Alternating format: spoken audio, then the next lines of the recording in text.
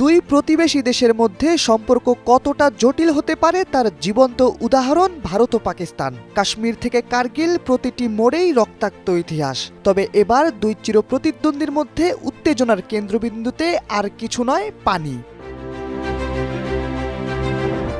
23 মে ভারতের রাজস্থানে নির্বাচনী জনসভায় দাঁড়িয়ে ভারতের প্রধানমন্ত্রী নরেন্দ্র মোদী হঠাৎ এক বিস্ফোরক মন্তব্য করে বসেন। তিনি হুঙ্কার দিয়ে বলেন, ভারতের নিয়ন্ত্রণাধীন নদীগুলোর পানি পাকিস্তানে আর দেওয়া হবে না।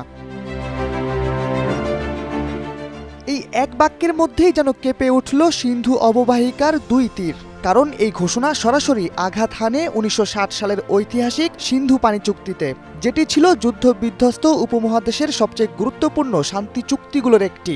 এই চুক্তির মধ্যস্থতায় ছিল বিশ্ব ব্যাংক, আর বাস্তবায়নে ভারতের অংশে পড়ে 3টি নদী, রবি, বিয়াস ও শতদ্রু। পাকিস্তানের ভাগে যায় সিন্ধু, চেনাব ও ঝেলম।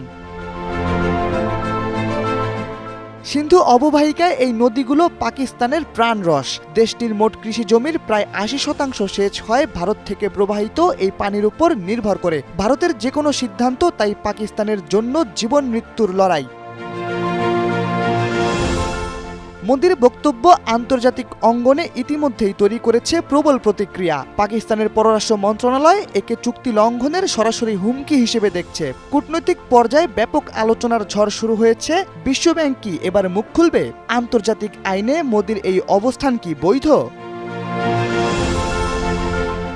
জলবিরোধের উত্তেজনার মধ্যে এক নতুন মোড়। পাকিস্তানের পাশে বন্ধুরূপে দাঁড়ালো চীন। পাকিস্তানের খাইবার পাখতুনখোয়ার সোয়াত নদীর ওপর মহমন্দ বাঁধ ও জলবিদ্যুৎ প্রকল্প নির্মাণে সহায়তা করছে বেইজিং।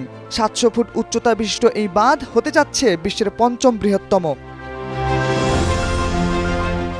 জানা যায়, এই প্রকল্পের মাধ্যমে 800 মেগাওয়াট বিদ্যুৎ উৎপাদন হবে। 30 কোটি গ্যালন বিশুদ্ধ পানি সরবরাহ করা যাবে পেশোয়ার সহ বিভিন্ন এলাকায়। নদীর পানি সংরক্ষণ করে সেচ ব্যবস্থায় বিপ্লব আনা যাবে। $120 কোটি বিনিময়ে এই প্রকল্প এখন পাকিস্তানের কৌশলগত অস্ত্রে পরিণত হয়েছে।